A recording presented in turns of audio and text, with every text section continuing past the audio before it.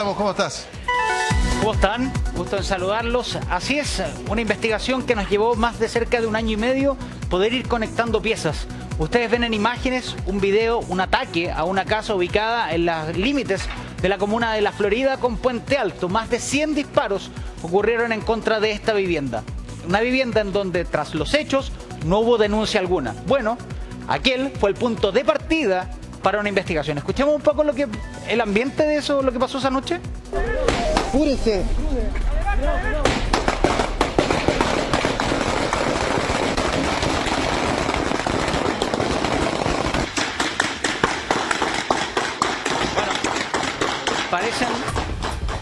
Parecen aplausos, ¿no? No puedo creer.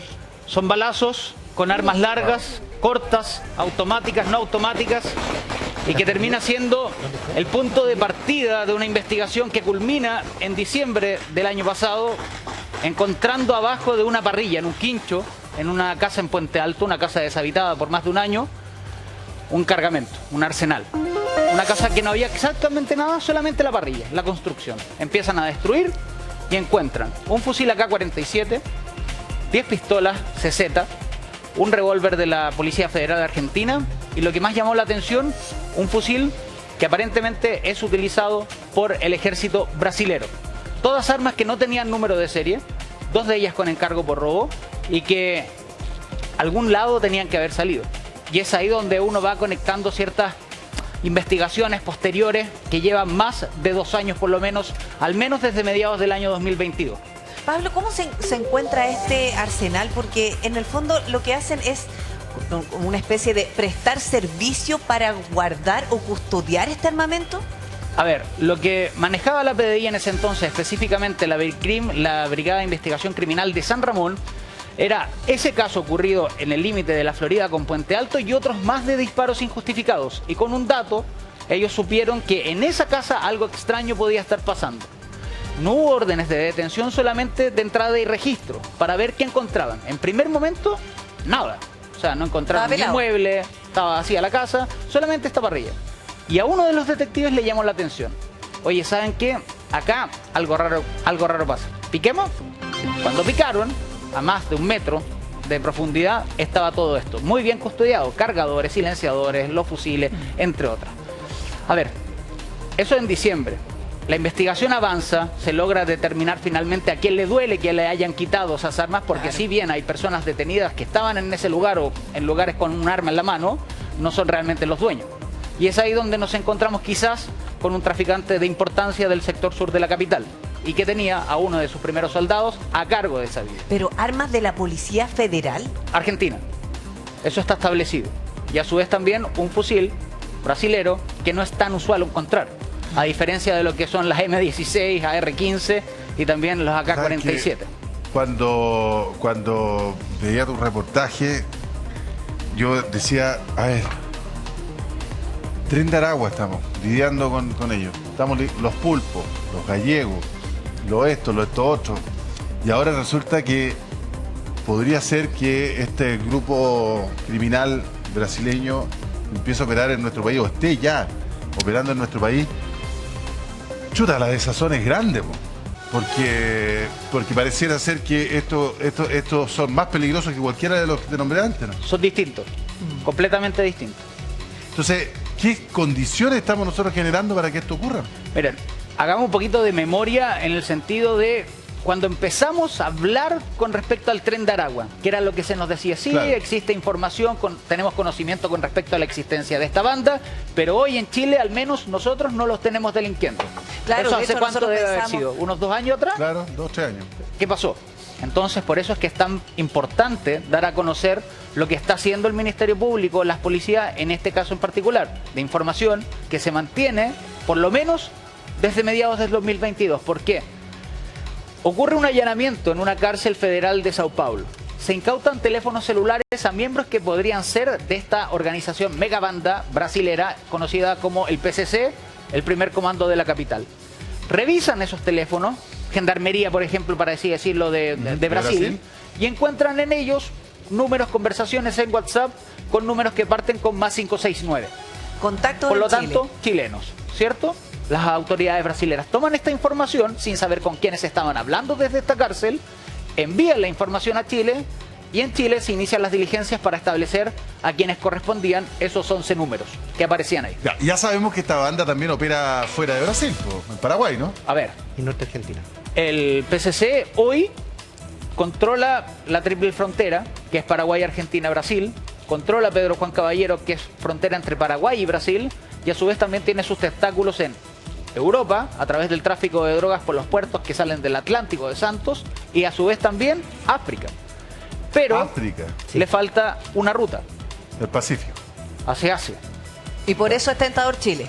Aparentemente, según lo que nosotros pudimos conversar con jueces de la Corte de Apelaciones de Sao Paulo, es un punto de importancia. Es que, mira, el tema es que cuando nosotros empezamos a escuchar en Chile el Tren de Aragua, decíamos, no, se deben hacer pasar por el Tren de Aragua. A lo mejor no, están engrupiendo, Claro. como el Tren de Aragua va a estar en Chile. Y fuimos muy ingenuos, hasta que definitivamente sí comprobamos que están operando en Chile.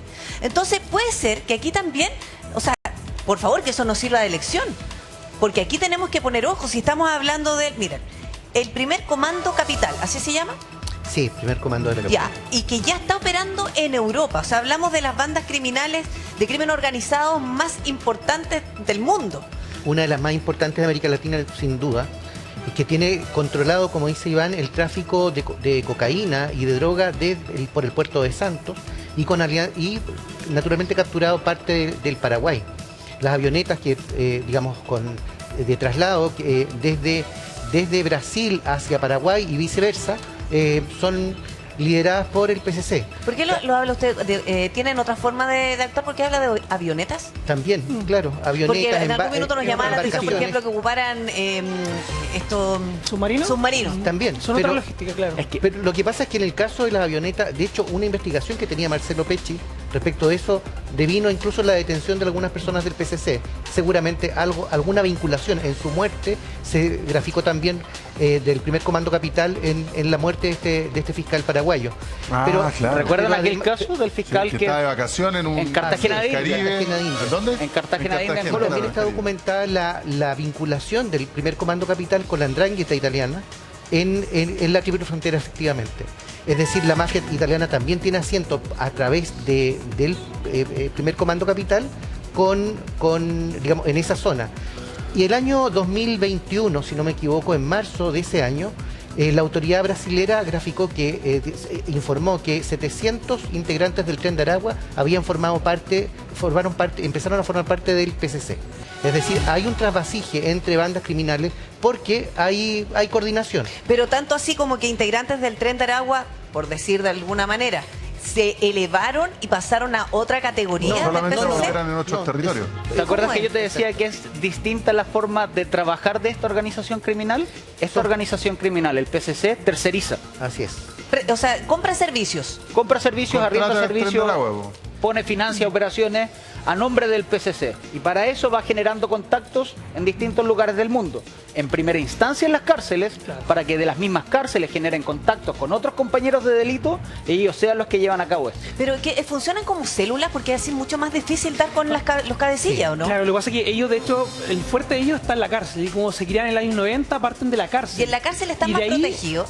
Y el acceso que tienen, por ejemplo, ellos que se vinculan mucho con gente de otros lugares que inclusive pertenecen a otras bandas y ellos también lo que le ofrecen estos servicios o le pagan por muchas veces por estos servicios.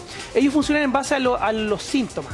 ¿Quiénes son los síntomas? Es una gran organización muy, muy jerarquizada en donde ellos van entregando distintas labores a esta red criminal. Se ha visto ya que está en diferentes países. Nosotros conversamos inclusive con nuestro equipo de investigación que los S9, que ellos han estado ya preparándose con mucha información de ellos porque ellos tienen una manera de actuar muy particular. Se caracterizan también con tatuajes muy particulares, dependiendo de su función. Si se dedican a distintos tipos de delitos, está muy marcado. Entonces ya hay un trabajo que se ha hecho con anterioridad para estar atentos, por ejemplo, así como lo explicaba Pablo ahí en algunos procedimientos donde hubo una vinculación que se le estaba haciendo a ellos, el uso del armamento. Antes de ayer hubo un procedimiento en Puente Alto con la incautación de una subametralladora de guerra con gran cantidad de munición, inclusive con una vinculación argentina.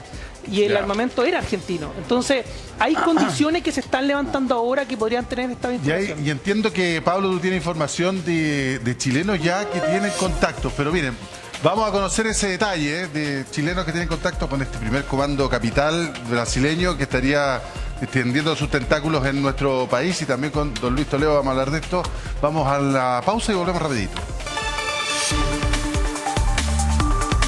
Del terror que se registró en el límite de la comuna de La Florida y Puente Alto. Y así nos dimos cuenta que está operando en Chile el primer comando capital de Sao Paulo.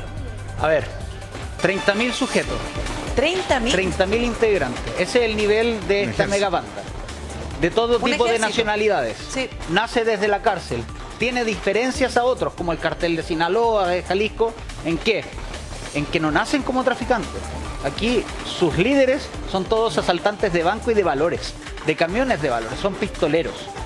Por lo tanto, tenemos hoy una organización criminal diversificada que puede estar involucrada en millonarios asaltos, tráfico de armas, tráfico de drogas, tráfico de personas, entre otros. Y que, como lo decíamos anteriormente, terceriza. O sea, yo para poder llevar a cabo un plan, contrato otra banda criminal, de esa banda criminal quizás hago 2 míos, ¿cierto? Y todo el rédito, o el mayor capital, para mí. ¿Para qué necesita el capital? No, si esta banda es impresionante. Lo que mencionábamos en el reportaje emitido ayer es que conocimos parte de la declaración de uno de estos 11 sujetos que tenían un contacto con, que estaba en libertad y que posteriormente es detenido.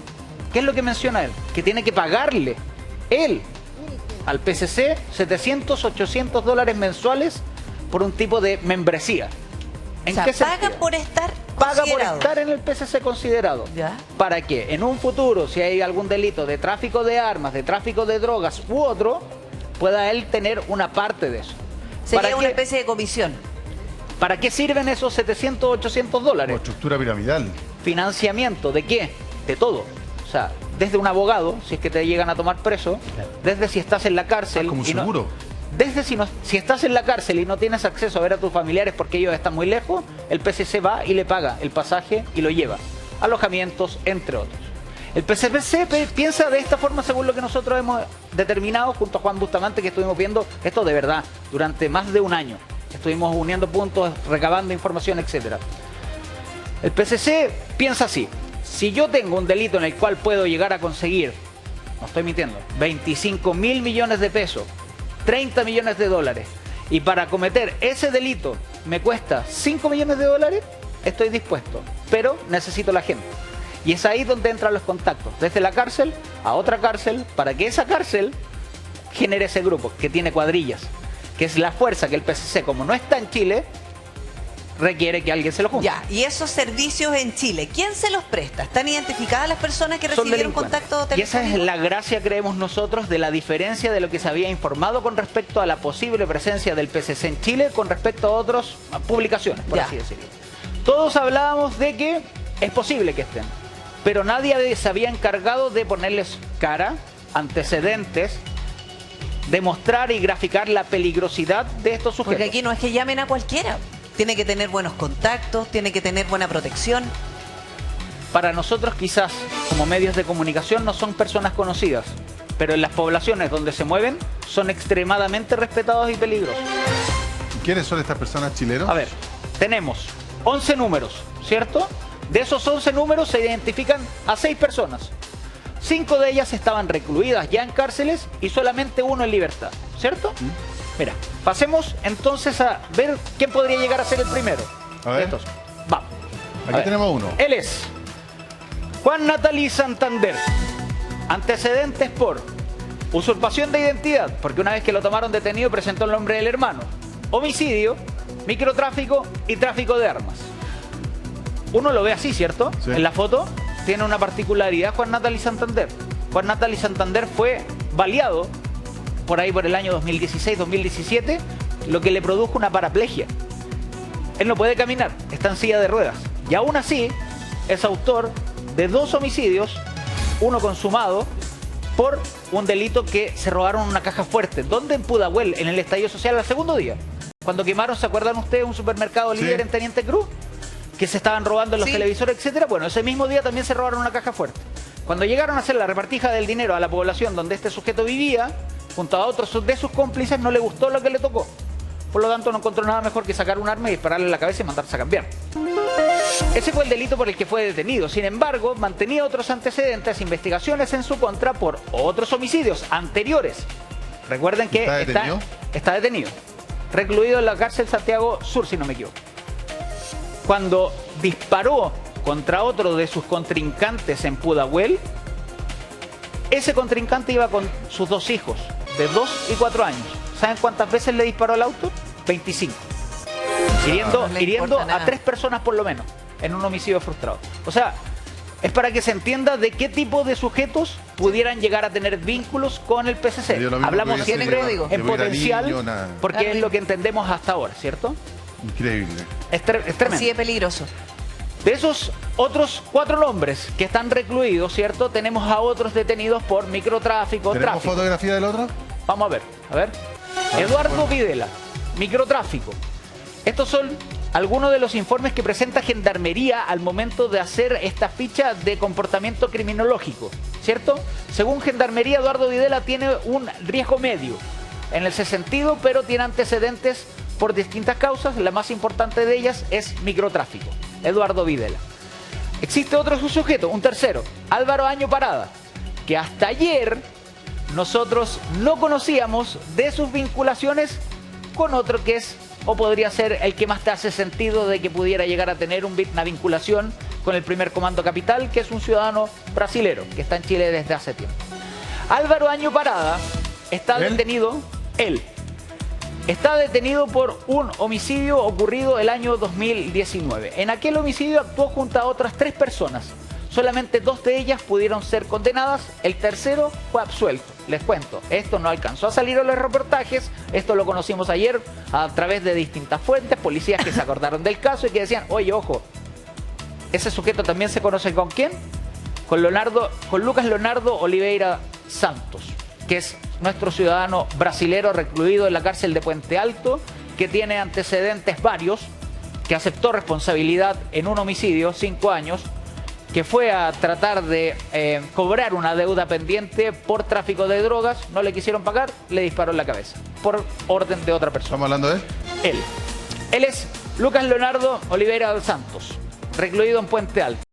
¿Por qué es tan importante él? Porque es quizás la persona que nos ayuda a unir a todo el resto. Seguramente él hizo el nexo o una especie de a ver, por decirlo de alguna forma, reunió a quienes podrían colaborar con este primer comando capital. En primera instancia, al menos. Porque ¿se habrán conocido en la cárcel? Tienen distintas coincidencias.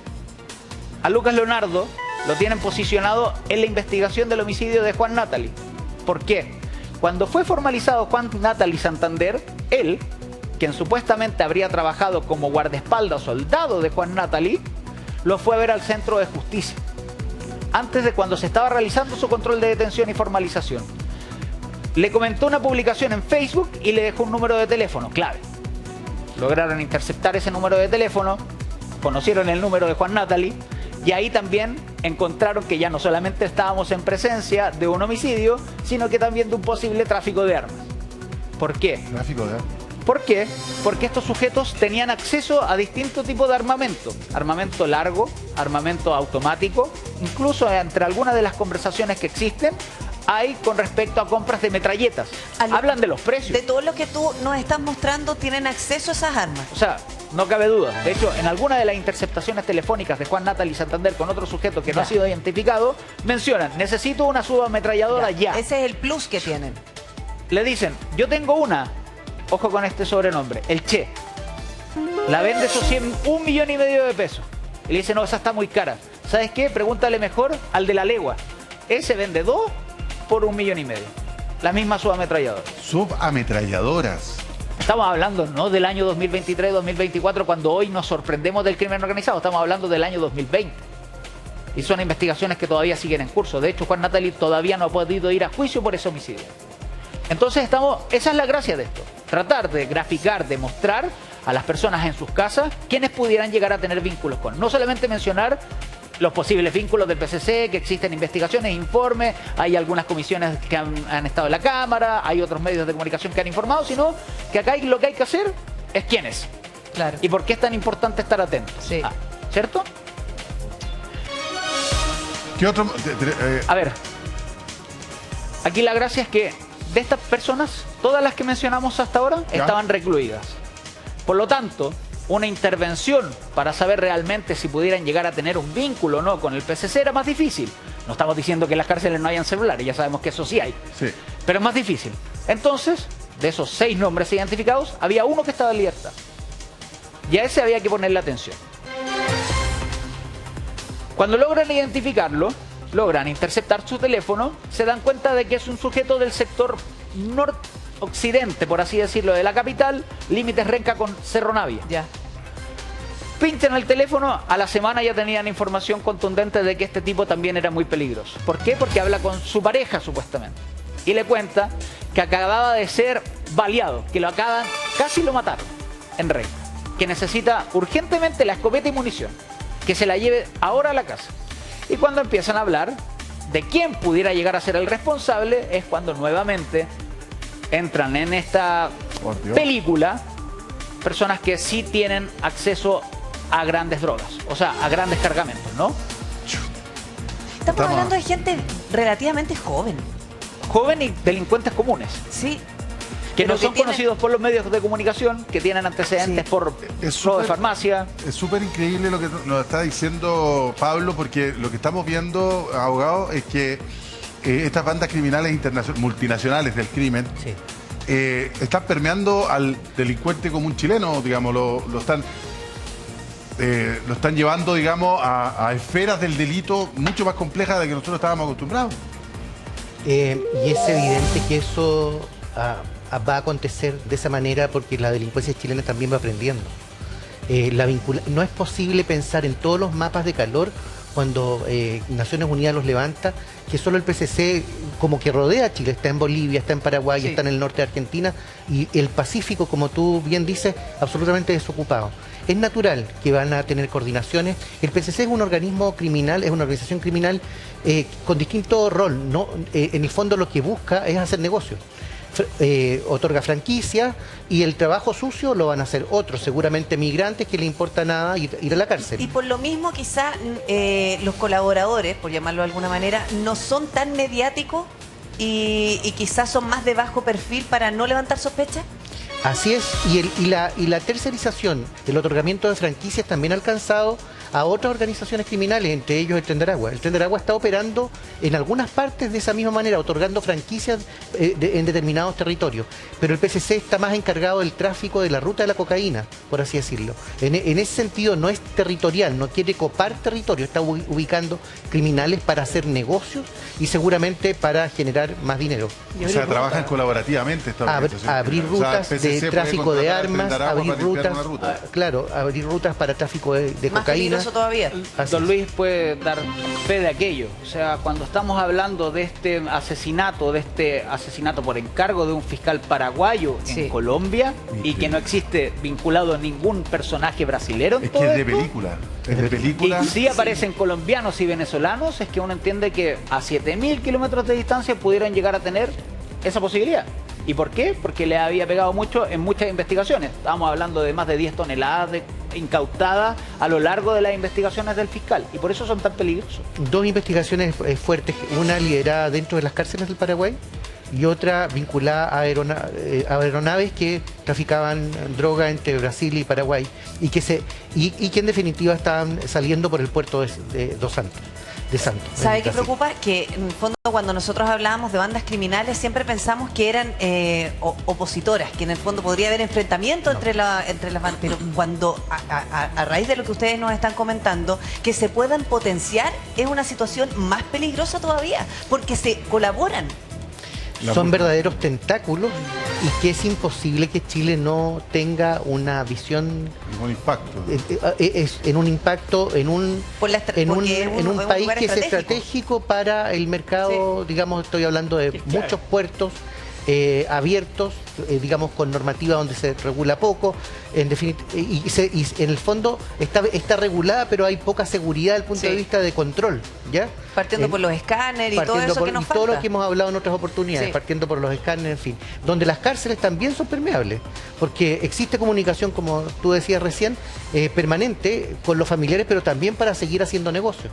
Claro. Entonces, finalmente, todo es una situación que afecta la seguridad y tranquilidad de un país, y donde si el PCC no está cometiendo delitos directamente, perfectamente puede estar asociado a criminales chilenos con ellos.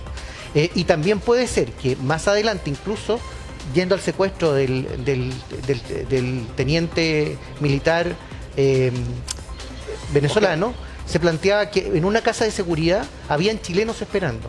La coordinación entre chilenos y extranjeros es un tema que hoy día está ocurriendo. Y perfectamente da cuenta la investigación que tú planteabas recién. Otra de las cosas que tiene que preocupar del PCC, o tener en cuenta al menos, es que, como yo les decía antes, ellos nacen no desde el narcotráfico, sino que nacen desde los robos a bancos y de camiones de valores. O sea, cuando uno ve películas de este tipo de asaltos cinematográficos, mucho más planificado, con 20 sujetos, con otros 15 prestando cobertura en distintos lugares, con miguelitos, incluso con disparos a comisarías para que no pudieran los carabineros salir de ahí, es cuando uno dice, bueno, ¿de dónde quizás lo aprendieron estos chilenos que hicieron esto, cierto? Estamos hablando de bodegas con tecnología, con teléfonos, entre otros, asaltos al aeropuerto. Pudiera ser una gama. ¿Dónde aprendieron esto y por qué cuando detengo quizás a 20 de los que participaron de esos asaltos a bodegas no encontré un teléfono? Claro. Ni uno. O sea, es como un manual de estilo que exportable, digamos, porque realmente es insólito. Ahora, uno se pregunta, con todos los antecedentes que tú revelaste en los reportajes y con todo lo que hemos conversado con don Luis, las autoridades estarán al tanto de esto, ¿no? Yo sé que están al tanto. Sí. Eso puedo dar fe. No, y están, de hecho, inclusive también las policías, por parte de lo que nos compete a nosotros, los equipos también con toda la información que ya se levanta con anterioridad, sobre todo cuando el trabajo tiene que ser preventivo de antes, conocer el mensaje, el armamento. Acá el tema del armamento, hay incautaciones importantes de armamento que se han hecho, con armamento, un alto poder de fuego, armamento de guerra, subametralladoras, fusiles, un armamento de una marca muy específica que utilizan también estos delincuentes, de cómo operan, de cómo ingresan, de cómo... Hay especialistas que adaptan otro tipo de armamento también, que muchas veces son armamentos de fantasía y le transforman en armamento de fuego, y cómo estos tentáculos van operando. Hoy nos encontramos nosotros con redes criminales. Antes era una gran banda criminal, ahora son redes que son especialistas en un área. Ni siquiera se conocen con el que hace la otra parte de la pega. Ellos solamente, por ejemplo, se encargan del secuestro. Eso es mi pega. Y es una buena estrategia porque así cuesta mucho no más llegar a los cabecillas. Y no hay vinculación. Por eso es tan importante que los equipos, tanto del ámbito preventivo, de cuando tú fiscalizas, controlas, recibes el llamado a la vecina y dices, ¿sabe qué? Están disparando en la esquina de mi casa. Pasó hace 2 días, en Puente Alto. Y están disparando con un fusil. Claro. Y por lo menos escucho 20, 25 disparos en ráfaga. Fueron de inmediato. Lo que escuchábamos ahí es que eso es más que una lluvia, es una tormenta de disparos. Por eso es importante tú cómo vincular después a través del Ministerio Público. El Ministerio Público, cuando tiene esta información, cómo la canaliza para hacer esta vinculación, el armamento donde viene, porque se incautó, las pericias, ¿por qué con esa presencia argentina? Porque viene desde allá, armamento que está con encargo vigente por distintos tipos de robo. Entonces, ese trabajo es el que se debe conocer, porque si tú encuentras información clave, tienes que lograr también vincular, oye, esto está vinculado con este homicidio. Entonces, eso es lo que se está haciendo actualmente. La gracia de los reportajes, creo yo, es que, bueno, no sé si es una facilidad, pero nosotros no llegamos al juicio. Nosotros vamos uniendo, como lo decíamos ayer, coincidencias. Claro. Dejémoslos en coincidencias, pero que son de alguna forma incluso hasta increíbles, en el sentido de este sujeto que yo les dije que había sido detenido, que tenía vínculos, decide prestar una declaración voluntaria un año después. Y en esa declaración menciona varios nombres, ¿cierto? Dice Rolo, Ríos, que hay un general, que han habido líderes del PCC de vacaciones en Chile, que no tiene conocimiento con respecto a delitos, pero si hubiese, él tendría conocimiento. Bueno.